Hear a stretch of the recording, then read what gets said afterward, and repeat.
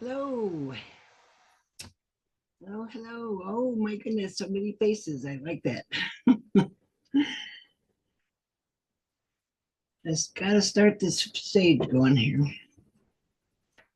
Okay, well, here we are in lesson 3. It's getting exciting. Lesson 3. Okay, so last time we talked about the different worlds of the Father. We talked about the telestial, the ones that are really far away from the earth, farther away from the sun than is the earth. And we talked about the terrestrial world is the earth. And then the celestial earth world is the sun. Okay, so now we're going to talk about how all these fit together. Well, that's what the circle is.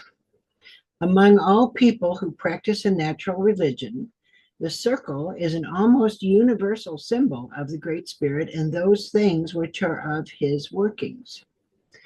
So the circle stands for the Great Spirit. Now, Black Elk says, you've noticed that everything an Indian does is in a circle, and that is because the power of the world always works in circles, and everything tries to be round. In the old days, when we were a strong and happy people, all our power came to us from the sacred hoop of the nation. As long as the hoop was unbroken, the people flourished. The flowering tree was the living center of the hoop, and the circle of the four quarters nourished it. The east gave peace and light, the south gave warmth, the west gave rain, and the north, with its cold and mighty wind, gave the strength and endurance. This knowledge came to us from the outer world with our religion. Everything the power of the world does is in a circle.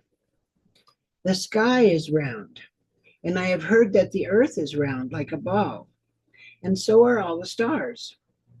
The wind in its greatest power whirls. Birds make their nests in circles, for theirs is the same religion as ours. The sun comes forth and goes down again in a circle. The moon does the same, and both are round. Even the seasons form a great circle in their changing and always coming back again to where they were. The life of a man is in a circle, from childhood to childhood, and so it is in everything where power moves. Our teepees were round like the nests of birds, and these were always set in a circle. The nation's hoop, a nest of many nests where the Great Spirit meant for us to hatch our children. You know, in 1660, the French explorers reported coming over a hill and seeing 28,000 teepees. So they had big communities way back in the beginning. So the power of the world always works in circles. When I went out to Utah to see have you ever been out there to see the Arches National Park? That's really pretty.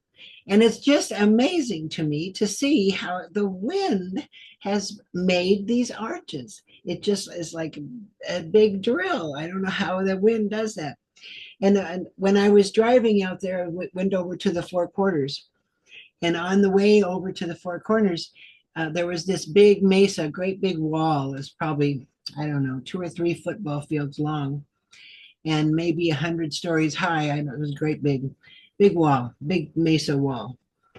And in the side of this perfectly flat wall was a big circle, perfectly round circle, probably big enough for 2 great big houses to fit inside of. And it's like, nobody got up there and made this circle. The scaffolding, the immense work that would have been to try to do that would have been impossible. But so it had to have been the wind that did that. A perfect circle in the side of this big wall. It was just amazing to me. And the only thing I could think of was this thing that the power of the world works in circles and everything tries to be round. It's just amazing to me. Oh, and then another thing that was round that happened to me was on Eli's farm. I was watching this big dust devil in the middle of this was in the fall after the harvest was over and the fields were just kind of dusty. And this great big dust devil was just spinning up the sand and stuff. And I thought, well, it's not that big. It's only maybe 25-foot tall. I could go stand in that and it'd probably break it up. Right. So don't ever do that. I got into the side of that thing and man, I was getting the sandpapered. So don't do that. But I watched this thing and a friend of mine came and we were both studying this, how crazy this dust devil was just standing there in the field. Like it wasn't moving, it was like, how are you doing this? And so as we were marveling over this thing, it started to move and it went down the road and it was like it was walking and it went down the road and it went right into the cave. Eli bought this land because it had a big old cave, big enough he pulled a 30-foot camper in it and he had a picnic table in it. And it was a big old cave. And this dust devil went into this cave. And we stood there marveling at each other about how in the world this dust devil could have gone into the cave. And then here on the other end, here was a hole in a big sinkhole over here, and here comes the dust devil up out of this hole in the ground. It was like, oh my gosh, how is this happening? It was just acting like it was alive, like it was a thing, like it had consciousness. It was the craziest thing. So the power of the world works in circles. Here, Hemios Storm, he's a big philosopher. You have to tell me what you think this means. He says, the medicine wheel circle is the universe. It is change, life, death, birth, and learning. This great circle is the lodge of our bodies, our minds, and our hearts. It is the cycle of all things that exist. The circle is our way of touching and experiencing harmony with every other thing around us. And for those who seek understanding, the circle is their mirror. The circle is the flowering tree. So here we go. The circle is the flowering tree. So how in the world can this be? Well, here it says the circle is the symbol of completion and perfection. Well, we also said that it's a symbol of the Great Spirit. So if the circle is the flowering tree and the circle is the Great Spirit, well, then this Great Spirit must be the flowering tree. So let's see how this works. Almost every tribe has in its legends a story of a flowering tree or a tree of life. Onosa, oh no, this is Black Elk, says, younger brother, he said, with the powers of the four quarters you shall walk, a relative. Behold, the living center of a nation I shall give you, and with it many you shall save. And I saw that he was holding in his hand a bright red stick that was alive. And as I looked, it sprouted at the top and sent forth branches. And on the branches many leaves came out, and murmured in the leaves the birds began to sing. And then for just a little while I thought I saw beneath it in the shade the circled villages of people and every living thing with roots or legs or wings, and all were happy. So he says he was holding in his hand a bright red stick. Well, if you look out at this time of the year, especially in the springtime, the ends of the branches, when they're starting to grow, they turn red. And so I think that's what he's talking about, is it's alive with life force. This thing is just ready to sprout. And so that's what the flowering tree, he said, behold, the living center of a nation I shall give you.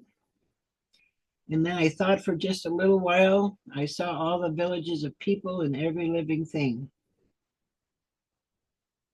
It's nice.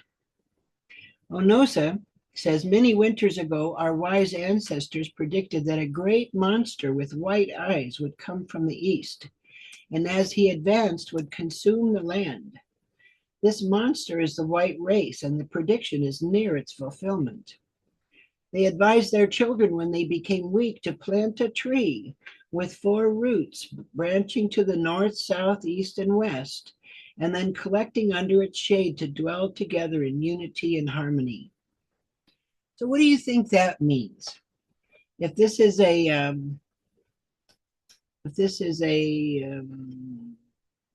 prediction, and it said that when they became weak, they were advised to plant a tree. It sounds like this flowering tree. So what are they talking about? Plant a tree? How can you plant a tree? The tree's already growing. So what does that mean? That just to recognize it, that you're recognizing that this is that we're all part of this same family tree. Maybe that's what that means. And collect under its shade to dwell together. The tree of life is a universal symbol which is also found in the creation story of the Bible as a beautiful tree in the center of the garden. The circle is the Great Spirit. So what is the meaning of hope? It says, the meaning of hope that lies within the teaching of the flowering tree is found in the relationship between the Great Spirit and all living things. So let's think about that. That's the meaning of hope. What is that about? We'll come back to that. The tree is the unity of all things in their growth toward perfection. For all of creation is alive with the same life force energy. You know, it says in the Bible that God is light. It says 1 John chapter 1, verses 5-7 says, God is light, in him there is no darkness. And so if that's true, if God is light, and at the center of every atom is light, then God has made everything. God is everything. Part of him is in everything. So all of creation is alive with the same life force energy. Within the parts of the tree are found all the parts of creation in their upward climbing toward the level of being known by the Great Spirit. The tree of life illustrated below, do you have that picture? That your tree of life on page 3 of the circle? It says the tree of life illustrated here is a symbolic representation of the path of progress of the eternal mind or spirit. See, he's always interchanging those two words, of mind or spirit. You know, I'm still trying to wrap my brain around that. It's the path of progress of the eternal mind or spirit, as Eli described it, with the corresponding levels of mortal life. Okay, so he says, as the intelligence or mind grows, it comes to inhabit increasingly more complex physical bodies. This progression begins at the roots of the tree and ascends to the top and beyond. For mental and spiritual progression is never ending. We never get to a place where we're done. Okay, I'm done. I'm perfect. That's it. I'm not going any farther. No, even the Great Spirit is progressing.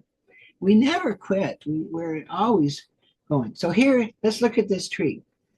On the left side, we've got the types of progressive worlds. And then on the trunk of the tree, we see the levels of life that live in these worlds. So in the telestial world, remember we said those were the ones that are farther away from the sun than is the earth. In the telestial worlds, there is no life higher than the mineral. Crystals and precious stones are considered to be the chiefs, having the highest level of vibration and intelligence among those life forms whose bodies include those of the rocks and minerals. In the terrestrial world, there is no life higher than human. We're at the top of the trunk. In the celestial world live all the spirits who have perfected from the mortal world. Okay, so on the right side of the tree is the level of mental growth upon the tree of life as compared to the lifespan of a human. Since the status of the Great Spirit Father is that of a mental or spiritual adult, this places aware humans in the status of children, and non-aware humans are as mental infants. because infants don't know or care about the details of what's going on in the adult world. So I bet you we all know some infants. And isn't it amazing that they don't realize that there's more to life than just this? It's always amazing to me that they don't recognize that there's more. Anyway, so the non-aware are the ones who don't know what's going on in the spiritual world. It may be noticed that the pattern of growth on the tree of life is actually in a circle. All life starts as a creative thought of the Great Spirit, and this thought stirs the spirits of the tiny beings which are called electrons, whose world lies deep in the roots of life. They are thus moved into patterns which form the basis for the next world or level of thought, which is slightly higher in complexity and intelligence. This growth in complexity, physically, mentally, and spiritually, continues through the terrestrial levels of plants, animals, and human beings, and into the spirit world, where it finally reaches the level of the Great Spirit, the source of all creative thought within the tree, thus completing the circle. It is in this way that all living things are part of the Great Spirit.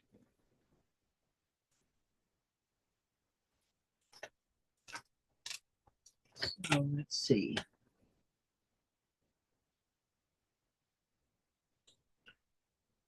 Okay, Onosa speaks of the prophecy of the wise ancestors about the great monster with white eyes coming from the east and consuming the land.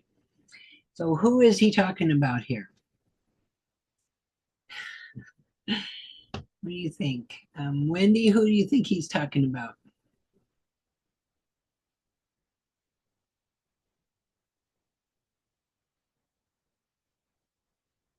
Well, it says in the lesson that he's talking about the white race. Yes. So I think, when the pilgrims came over and our native fathers greeted them, they didn't know how cruel the white race could be. Yeah. Yes. They didn't have any idea about that. Yep. So they were warning their people about the white race. And then let's see, what's the next part of that question is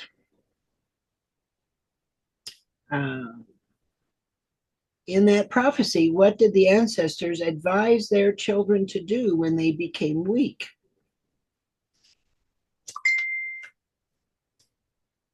So Sit under the tree. I'm sorry. What'd you say? Plant a tree. To plant a tree and sit under the tree. Yeah, and collect under its shade to dwell together in unity and harmony. That's what I keep telling people is we got to come together because together we are strong, separately, you can pick up one stick and break it pretty easy, but when you bundle them together, it's harder to break. So we got to come together. That's the only way we're going to be strong. Okay, so how can this be applied to your own life today, this prophecy? What can you do about this prophecy today? They advised their children when they became weak to plant a tree with 4 roots branching to all the directions and then collect under its shade to dwell in harmony and unity.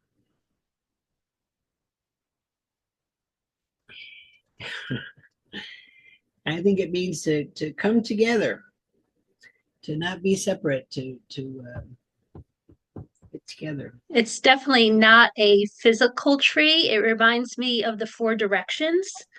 The white people, the red people, the yellow people, the black people. So if you're going to plant this seed and let it blossom into like a family tree, then we must become one people. Yes, exactly. Very good. So what does Eli's vision of the tree of life symbolize? This whole tree of life is a vision that Eli had. What does that symbolize?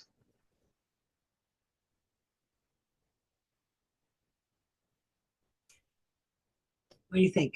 What's it say? Christy, can you find it?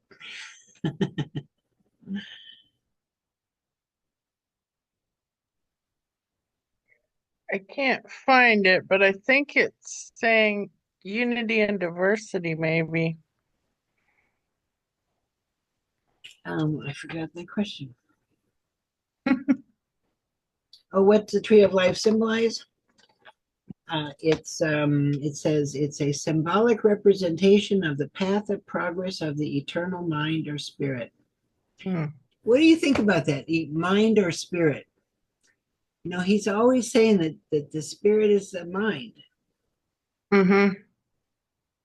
And I'm like, how you figure that out?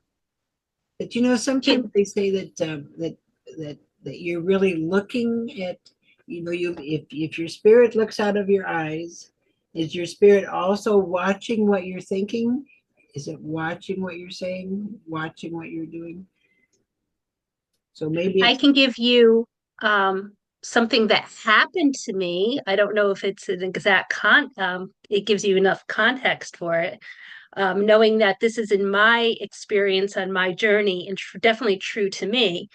Um, I had always thought of myself as a body with a spirit, but now I think of myself more as a energy person that has a body, which makes more sense to me. I always thought that after this life, my spirit will go on and I would have this freedom from pain and emotion, etc. You know, that feeling that we get. So after I became an energy healer and I started to work with energy very recently, one thing that happened to me is I saw my energy body in front of me. Um, it was beautiful and I can feel it. It was not an absence of emotion, it was more and less like a spirit, more like a mind. It was knowledge. It was this pure energy thing of knowledge. And it was very humbling and beautiful. And then I saw it again, much like you had your dream or you're looking above the earth. I was looking down at the earth very recently, and I saw these crystals on these earths and a council of people saying like everything was going to plan, which is a little bit more of a side than my explanation there. So now I am looking at my ultimate self as not being a soul that has overcome all these emotions and feeling, but as an energy body that has knowledge of all the feelings it had in past lifetimes. I oh, don't know if that helps at all, but that is a direct experience that I have had. that's nice. I like that. Thank you Yeah. for sharing that. Okay, let's see. So, what is the meaning of hope that lies within the teaching of the flowering tree? Here it says up here at the top of that page with the tree on it, it says, the meaning of hope that lies within the teaching of the flowering tree is found in the relationship between the Great Spirit and all living things. So, what do you think that is? What is the meaning of hope?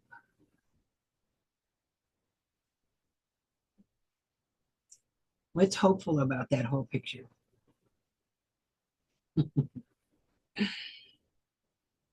That's pretty Well, hopeful that nothing can stop our progress, huh? it's hopeful that we'll be able to come together as one people and help heal ourselves, heal the world.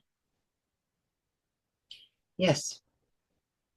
And no one can stop our progress. We will get better. Things will get better. They have to. They just have to. A flowering tree is also a circle. So when the flowers die, it reblossoms again, and that is hope. I don't Yes, know if that helps. that's good. I like that. So according to the lesson, what is the difference between an aware person and a non-aware person?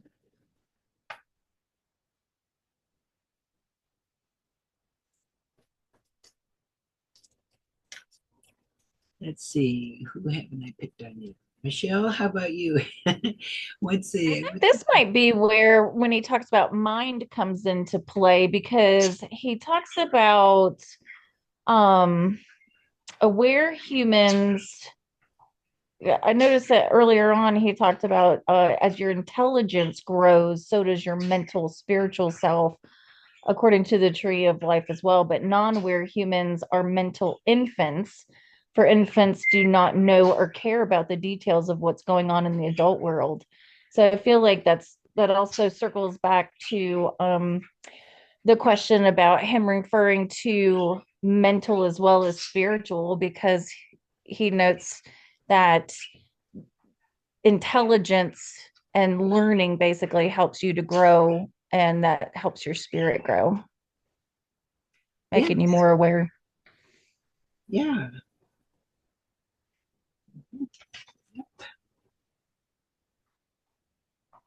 Okay, so we talked about the difference between aware and non-aware. So the aware person is more aware of stuff, more aware of colors, more aware of how pretty things are, more aware of the beauty of the sunsets, more aware of the details of how pretty the flowers are, just more. And the non-aware person is it's a kind of a limited life. They they only take care of what's important to them, and they don't expand their awareness beyond that. That's what I think. So let's see. To what extent do you feel we humans need the other life forms on this planet? We need the rest of them. Can we get by without the mosquito? What do you guys think? Lattimore, what do you think?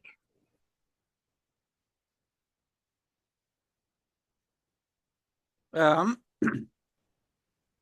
I'm not sure if it answers the question of do we need them, but we have to recognize that every life form is part of this process from, the conceptual, embryonic, fetal, wherever you are on that tree of life or the ladder of life, then you're an important part of the process.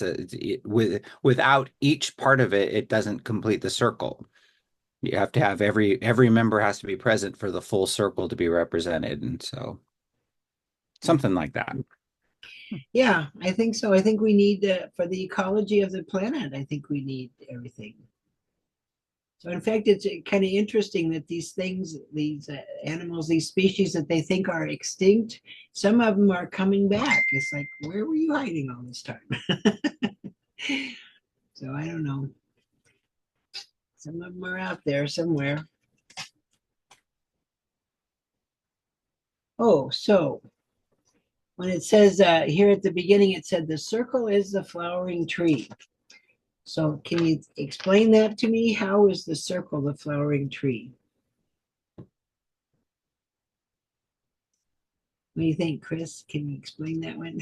Well, like Melissa was saying, the tree blooms and flowers, and then as they die, they fall down to the ground and decompose, and that feeds the tree for next year, and it blooms and flowers again, and it's just a giant circle. It's all the energy circle that we all go through. Yep. So if the circle is the flowering tree, and we're progressing up through the tree, and to become great spirits again, where it's more of a spiral, don't you think, than a circle? Because when you get to the next round, then you're in a whole different spot. So if you look at it from the top, it's a circle, but if you look at it from the side, it's a spiral. As far as the tree, as our advancement through the cycles, each cycle is a spiral advancing further, but everything is also, each cycle is a circle because everything consists of energy. And so as something decays and dies off, its energy breaks up and becomes something new. And like with the flowering tree, the flowers decompose and it blooms again. It's like the flowers are just going through the tree. Yes, that's very good. Yes. Okay, well, that is the circle is the flowering tree. And next week, we will talk about all our relations. And then we can talk about the all our pets, all our animal friends.